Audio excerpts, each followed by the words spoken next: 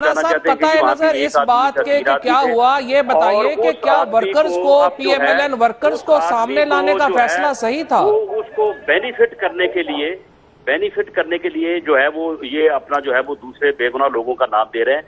फवाद साहब, बात ये है कि मुस्लिम लीग नून के कारकुनों को सामने लाने वाली बात, अगर आप कभी फैसलाबाद गए हो फवाद साहब, बात ये है कि फैसलाबाद में ये जो है ना, ये चौक, ये जगह जो है, यानी अगर ये नवल्टी पुल चौक है या जो इन्होंने अपना जो है अब्दुल्लापुर चौक और मिलत चौक, जब 11 बजे इनकी जो हड़ताल की कॉल थी वो बुरी तरह से नाकाम हो गई, पूरा शहर खुल गया, मार्केटें खुल गई, सड़कों पे ट्रैफिक रमा दमा हो गई, तो फिर उन्होंने अपना दूसरा प्लान कि मारो या मरो या जलाओ या गिराओ वो इन्होंने शुरू किया। और इस पुल के ऊपर जो इन्होंने जो टायर जलाए, वहाँ पे पीटीआई के ही आपस में लड़ रहे थे, नून लीग के वर्कर थे ही नहीं।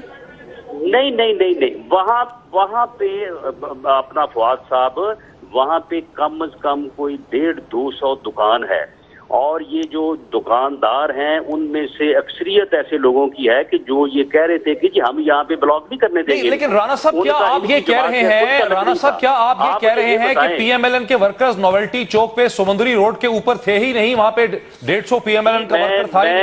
मैं ये नहीं कह रहा, मैं ये कह रहा हूँ कि जो ट्रैफिक इन्होंने वहाँ पे जाम की, जो इन्होंने लोगों को वहां पे जबरदस्ती टायरों को आग लगा के पथराव करके लोगों की दुकानें बंद कराने की कोशिश की, वो लोग भी थे वहां पे, ट्रैफिक के लोग भी थे, और उनमें से अक्सरियत लोग जो है वो मुस्लिम लीग के वोटर, सपोर्टर और कारकुन हैं। इनका वहां पे कुछ नहीं है। तो अगर ये आप मुझे ये बताएं कि अगर वो लोग फिर दुकानें छोड़ के दौड़ जाते, ये क्यों गए वहां पे आग लगाने के लिए? ये क्यों गए यहाँ वहां पे पथराव करने के लिए? फारूक हबीब से पूछ ले क्यों गए आग? ये सवाल तो फारूक हबीब साहब, इसका सवाल का जवाब आपको जरूर देना चाहिए कि वैगने भर के ले जाए पत्थरों की और टायरों की। देखिए फारूक साहब, एक सवाल बड़ा इंपॉर्टेंट ये है कि असगर नामी जो बंदा है, आखिरकार पीटीआई का वर्कर था, वो टायरों को आग लगाते हुए जल गया, झुलस गया, उसका जिक्र आपने नहीं किया, उसके जनाजे की बात नहीं है, उसकी कोई ताज़ियत नहीं कर रहा। एक बात बड़ी क्लियर कर लें, कोई हमारा ऐसा वर्कर नहीं है जो टायर को आग लगाते हुए चला है। जिसकी नाश मिली है उसका पोस्टमार्टम करवाएं, उसकी फुटेजेस मौजूद हैं, दूध का दूध, पानी का पानी हो जाएगा। मैं उसकी तफसीलात में नहीं जाना चाहता। असगर की डेथ के बारे में क्या कहेंगे? असगर नामी शख्स की डेथ के बारे में क्या कहेंगे? असगर नामी, राणा साहब हौसला करें, राणा साहब हौसला करें, आप झूठों के अबू जहल ना बने, मेरी बात को गौर से सुनें। आपके अंदर हौसला नहीं है, आपका हौसला देख लिया हमने, आपका हौसला हमने देख लिया। आपके लोगों ने जो काम किया, फारूक साहब आप अपनी बात करें प्लीज। फारूक साहब को बोलने दीजिए। हल्के से इलेक्शन लड़ा है।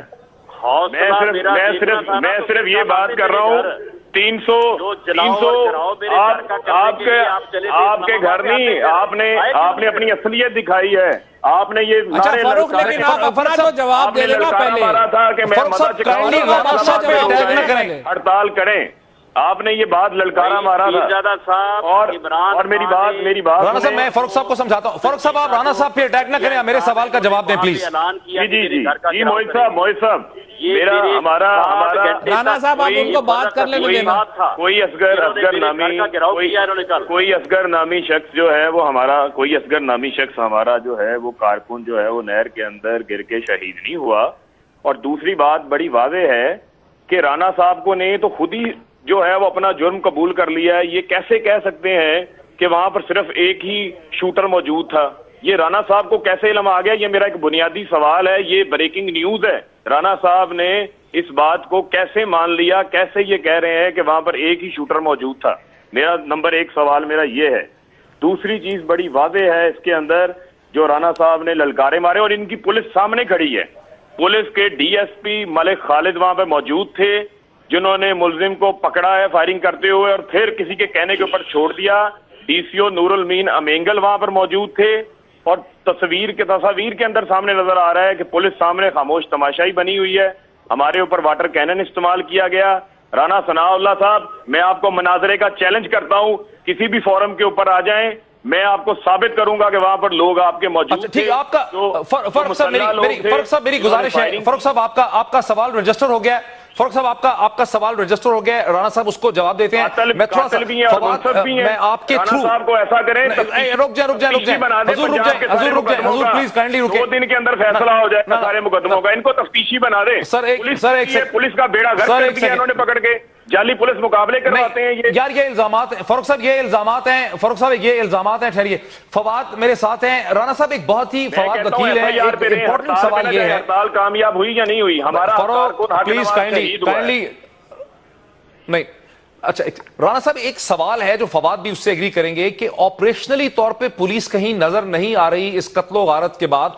होना यह चाहिए था कि फैसलाबाद पुलिस के डीपीओ जो हैं वो प्रेस ब्रीफिंग करते, ऑपरेशनली करते, लेकिन आप इसको पॉलिटिकल तौर पे मैनेज करते नजर आ रहे हैं। देखें, बात यह है कि इस मुकदमे को इन्होंने पॉलिटिकल बनाया और इस मुकदमे को अभी यानी मुकदमा दर्ज नहीं हुआ था तो इस्लामाबाद से इमरान खान साहब, शेख रशीद साहब, असद असगर साहब और शाह महमूद कुरैशी साहब जो है उन्होंने प्रेस कॉन्फ्रेंसें की और वो चले और उन्होंने कहा कि जनाब ये जो है ये राना सनाउल्लाह के घर का जो है वो हम जाके घेराव करेंगे।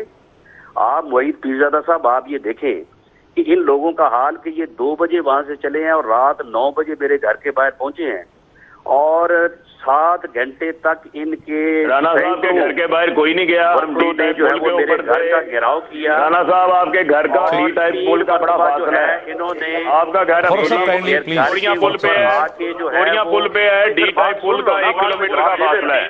आप बात को वादे रखिए, सुनने वाले फैसला करते हैं कि हल्के के लोग फैसला करें। आप करें ना बाद में, आप करें बाद में बात ये है कि पूरा मीडिया जो है आप देखें अपना फवाद साहब और पीरजादा साहब, अब तो कोई आदमी जो है ना वो इस तरह का झूठ नहीं बोल सकता जिस तरह का इन्होंने जो है वो बोलने की कोशिश की है। मेरे घर के ऊपर अगर ये 3 दफा इन्होंने अटैक ना किया हो तो आप फुटेज जो है वो मौजूद हैं, बाकायदा वहां पे टीयर गैस जो है वो पुलिस ने इस्तेमाल की, 7 घंटे तक ये वहां पे मौजूद रहे। लेकिन राणा साहब उसकी एफआईआर भी तो आज दर्ज होगी ना, इमरान खान साहब और खुद फारूक हबीब साहब के खिलाफ आज एफआईआर भी तो दर्ज होगी। जी बिल्कुल। अच्छा फारूक, लेकिन ये बात बताइए जो राना सनाउल्लाह साहब ने ये कहा है कि ये तो आपके लोगों का जो स्पॉन्टेनियस रिएक्शन था लोगों का वहां पर और हम पीएमएलएन के वर्कर्स तो वहां मौजूद नहीं थे, इसका क्या कहेंगे आप? देखिए जी, मैं ये समझता हूँ बहुत ही क्विकली मुझे ब्रेक लेनी है। आपके पास फुटेजेस मौजूद हैं, फुटेजेस में आप निकाल लें, साबित हो जाएगा पीएमएलएन के वर्कर्स मौजूद हैं। आम शहरी वहां पे कोई नहीं था, शहरी वॉलंटरीली तौर पे दुकानें बंद कर चुके थे। वो हमारी स्ट्राइक का, हमारी हड़ताल की कॉल के ऊपर उन लोगों ने हमारा साथ दिया है। इमरान खान की कॉल पे लब्बैक कहा है। पीएमएलएन के लोगों को खसूसी हदायत जारी की गई थी। राना सनाउल्लाह आबिद शेर अली इस प्लान को लीड कर रहे थे फैसलाबाद में। ये सिर्फ एक जगह पे मामला नहीं था, यहाँ पे तो हक नवाज शहीद हो गया। अच्छा, फारूक हबीब साहब और राना सनाउल्लाह साहब आप दोनों का हमें ज्वाइन करने का बहुत शुक्रिया। नाजरीन, आपने फारूक हबीब साहब का पर्सपेक्टिव भी सुन लिया, राना सनाउल्लाह साहब का भी आपने सुन लिया, पीएमएलएन पीटीआई का सुन लिया। हम ब्रेक लेंगे, ब्रेक के बाद हमारे अपने ब्यूरो चीफ जो है फैसलाबाद के, जो तमाम वाकयात और हालात को देख रहे हैं, वो हमारे साथ होंगे, जनाब गुलाम मोहिउद्दीन साहब, और हम तीनों मिलकर फवाद चौधरी, गुलाम मोहिउद्दीन साहब और मैं इसकी थोड़ी सी डायसेक्शन करेंगे कि हकीकत हमें अब तक खुद क्या समझ आई है, सबको सुनने के बाद आफ्टर द ब्रेक।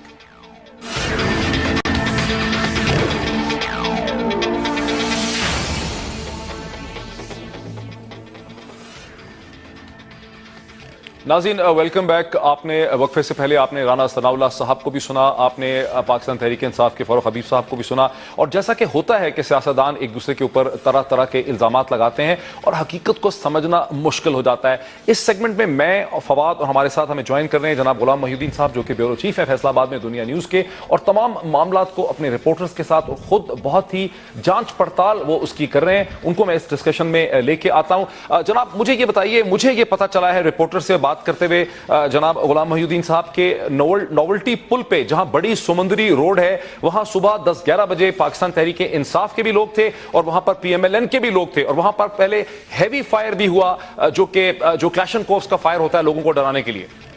जी बिल्कुल मोहित साहब, जो इत्तलात हैं वो ऐसी ही हैं और ये अब से नहीं है, ये कल से हैं।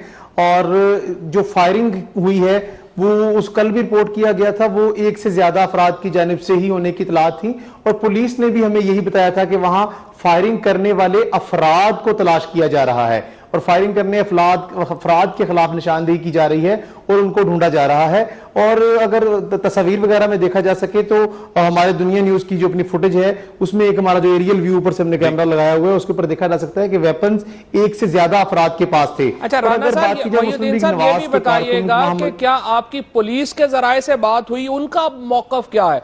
इंटरेस्टिंगली राना सनाउल्लाह साहब ने तो अपने मौकफ दिए हैं, लेकिन जिस एजेंसी को मौकफ देना चाहिए पुलिस को, उसकी तरफ से कोई पब्लिक मौकफ नहीं आया। आपकी किसी से बात हुई? फवाद साहब ऑन दी रिकॉर्ड जब बात कर रहे हैं तो वो बिल्कुल खामोश हैं, कोई बात बताने को तैयार नहीं है। एक टेक्स्ट मैसेज जारी किया गया था कल फैसलाबाद पुलिस की जानिब से, जिसमें कहा गया था कि नवल्टी पुल पर फायरिंग करने वाले शख्स की शनाख्त हो गई है, उसके घर के और वो मकामी इलाके का रहायशी है और उसके घर पर छापे मारे जा रहे हैं। अगर तो वो मैसेज पुलिस के पीआरओ की जानिब से जारी किया गया है वो एक ही मैसेज है मुकम्मल। जब कारकुन की शहादत हो गई, तहरीक इंसाफ की, यहां वो जाँ बाग हो गया, उसके बाद किसी किस्म का कोई रद्द अमल अभी तक सामने नहीं आ सकता।